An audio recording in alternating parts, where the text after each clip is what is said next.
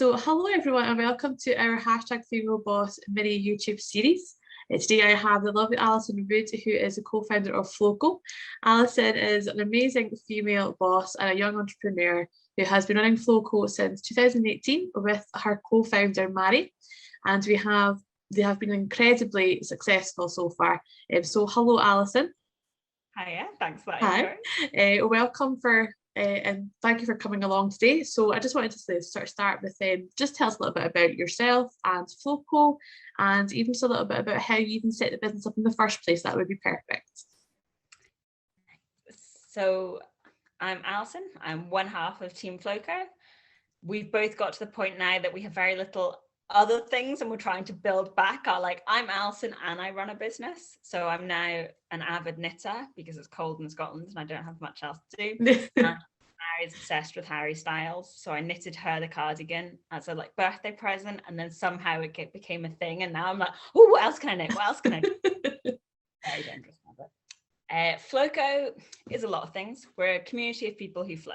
So firstly, we have a reusable period pad in the UK.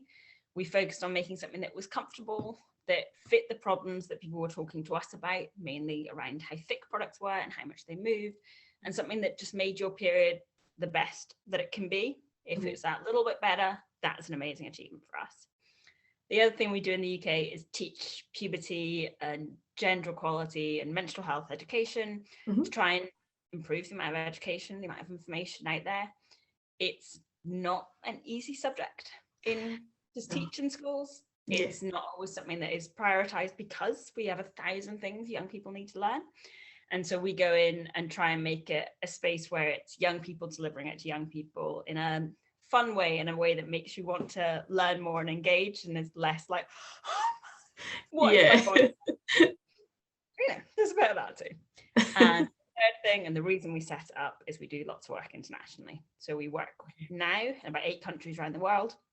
We work with the communities there to either donate period products and provide menstrual health education, or to set up women in the community to become sellers, and they sell the pads that make sure we have a sustaining impact. The products are sold at manufacturing cost, and so they're affordable in the community, and it makes sure that that community has access to a product it desperately needs, which often doesn't exist at a price point that actually works for the people that are there. So that's who we are, and how we got there was through my dissertation research. I was studying economics at university and got my dissertation on sexual health, which I promise there is a link, but it's tenuous at best. But it basically took me out to rural Kenya, where I was teaching lots of classes, trying lots of different teaching techniques, and then doing the analysis to say what is and isn't working when we're teaching the same information. And in a classroom with a load of 14-year-old girls, they had a very high teenage pregnancy rate at that school. And the school was saying, it's the girls, they're, getting up to mischief, blah, blah, blah. But whenever the girls became pregnant, they would never say who their partner was. And at that point, they were expelled. They were sent home to wherever village they came from, and they were generally very isolated. Pregnancy is a fairly flippant, obvious thing. So generally you have one distraught child, you're going to see a ripple, and the ripple shouldn't be more pregnancies. And so a lot of the research was from this, what else is going on? Because it doesn't sound like that teenagers having a bit of fun. We've already seen that the consequences are quite dire. What it turned out was that the girls can't afford period products. And when they asked the girls in the school, older girls tell them of men in the village, they spend the night with these men, and in return receive products. Wow. And that, to me, was terrifying that we didn't have. Of course, definitely. But was also the levels of frustration that we still haven't got a better solution, that these girls are so desperate to remain in school, they are literally putting their lives on the line. And that it's about time we start saying, what else can we be doing? Because you're clearly determined, so how do we help? And from there, Floco evolved. That's just mind-boggling. It is something that when you look at us in the UK, we do take that for granted, that the fact that we can just go to the shop and have it just supplied to us, it's crazy to think that the length they have to go through just to be able to have something that's a basic need. It's just crazy.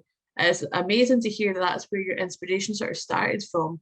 Obviously, I can understand this must be a very difficult thing to sort of potentially start. So, what struggles did you kind of face setting up the business, or at the very beginning, especially, and like how did you manage to sort of overcome those issues? Yeah, so many problems that we faced. I know. Do so. They just tend to be different ones, and you look back and you think, oh, that one was slightly smaller, and now we have it grown up. How do we work with it? I think some of it was I was still a university student, so trying to balance my degree and thinking about a startup was insane. And that became, thankfully, I met Mary and therefore had a stronger team around me. I had a really good friends who were willing to do, more than most friends would to help get things going. Brilliant. Like make pads or phone people or help organize, which made a massive difference. And I had to learn to make compromises on what's like either what I thought I could do in different areas or how much of a social life I was going to have. Yeah. Was definitely our first, and then that rolled into, I was the graduating year, all of my peer group therefore are going into what job, how are we going to have an income, where am I going to live? And I was trying to play the like, do I want to go into a grad scheme, or do I want to set up my own business? But I'm also a graduate coming out of university with absolutely no cash in my pocket. So how much leeway do I have? Yeah. And that was a really hard one that I don't think we ever talk about. I never got any conversations around like your personal finances and what do they look like? How do you cope? And now that we're a bit bigger, realizing how many people were able to do it because they had financial support from parents or family.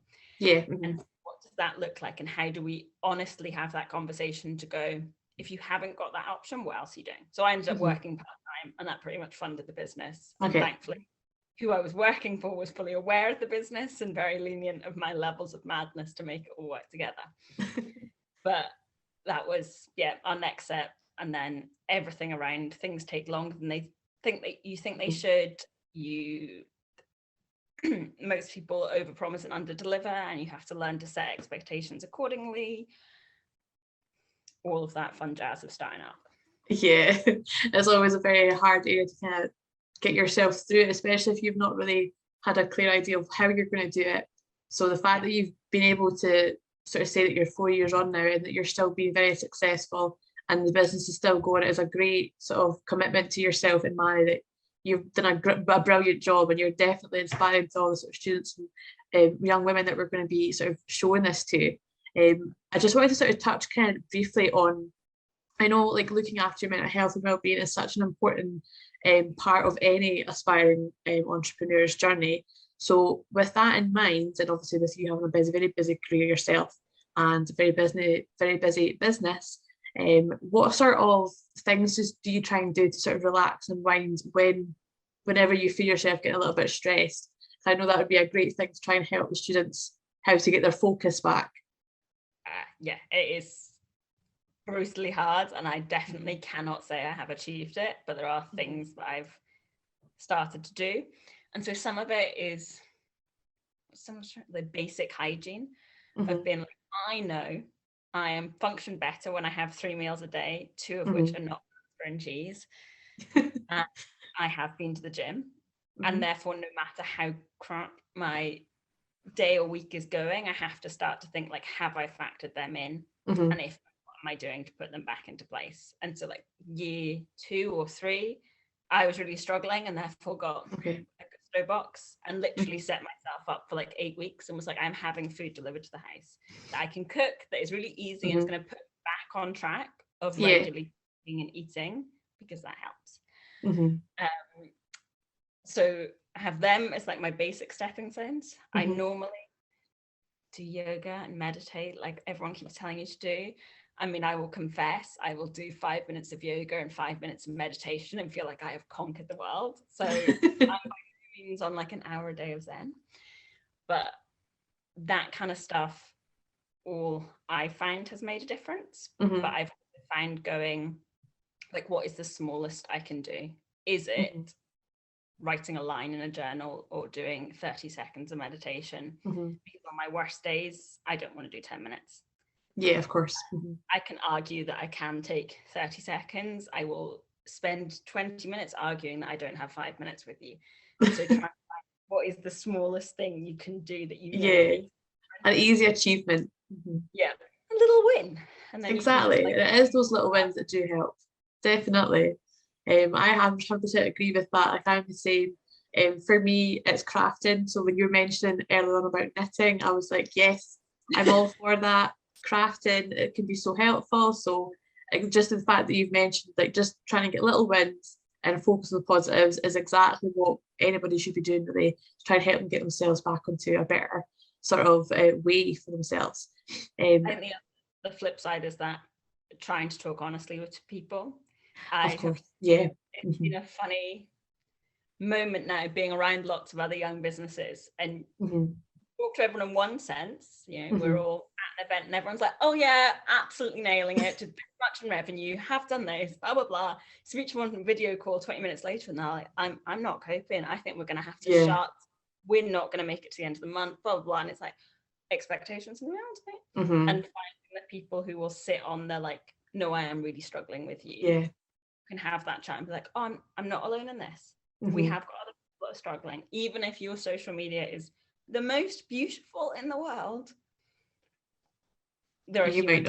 Yeah, exactly. And I think that is so important. Like, you do need to be honest with how you're doing, how you're feeling. Like, you're not going to be able to improve yourself if you're not honest with yourself to begin with.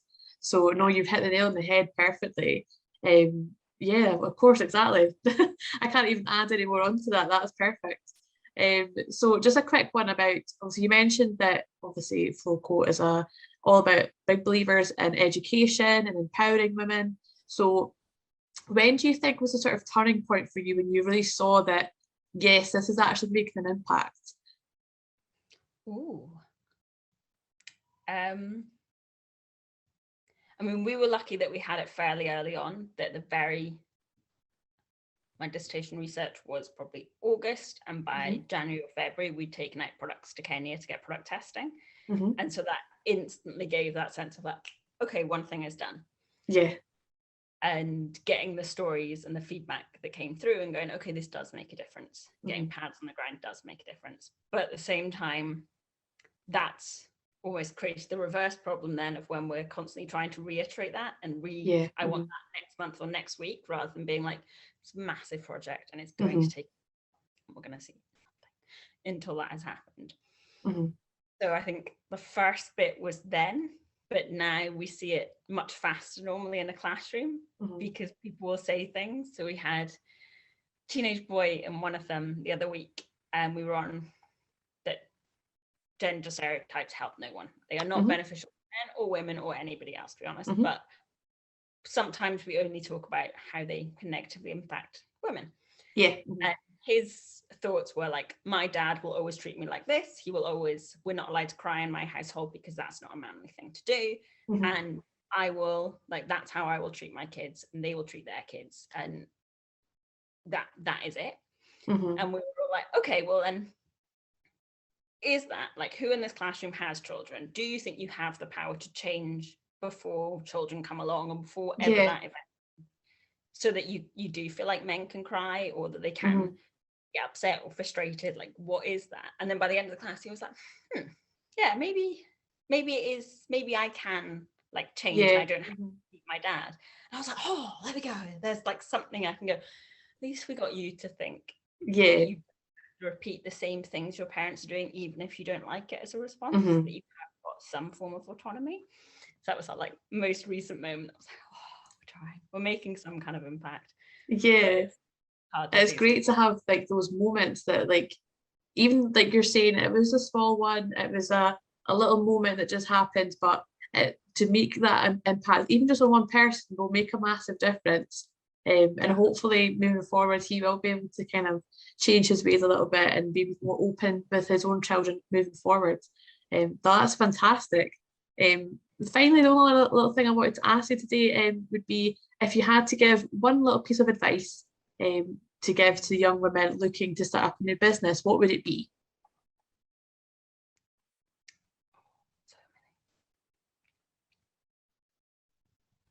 I think if it was for the young woman, it's Mm-hmm. one thing I know that myself and lots of other young females have struggled with is having 1,000 bits of advice and then Mm-hmm. not being able to distill it to, well, this is what I think. Mm-hmm. Because you've got to that point of my own opinion is less than someone else's. Mm-hmm. And so focusing on that, give that information to someone you trust and say, I need you to help me make sure that I'm making the decisions that I believe are the right ones. Because ultimately you're setting up this business. Yeah. Mm-hmm. So constantly stay within a group, have a group that you feel safe in talking to about whatever has happened. Remember that it is always your experience. So Mm-hmm. if something happens, you get to own that experience. You don't Mm-hmm. you don't have to hear everybody else's, well, I think it should have gone this way. Mm-hmm. That's the one you're having. And hopefully having those people to discuss it with, being able to think, this is my way of doing it, this is my choice, this is the one I'm going to make. Make sure you stay on your track. Yeah, focus on you. Follow your gut, but I acknowledge that is very easy to say and very difficult to do. So yes, 100% agree with you. It is so easy to say, follow your instincts, like you're saying, follow your gut, but to actually have the confidence to be able to do that it is difficult. It is very, very difficult. But no, I think everything you've touched on is brilliant, and I think the students and everyone watching is going to really feel empowered and hopefully be motivated to kind of keep going with their journey. I just want to say a massive thank you for joining me today. It's been a pleasure to talk with you, and thank you for sharing your journey again. And it's so inspiring and empowering, and I know that the students that will be able to take a lot from this discussion. So thank you very much for doing so. And thank you everyone who's been watching. I hope you have enjoyed the video, and do stay tuned. We have a lot more inspiring #FemaleBoss interviews coming. Thank you.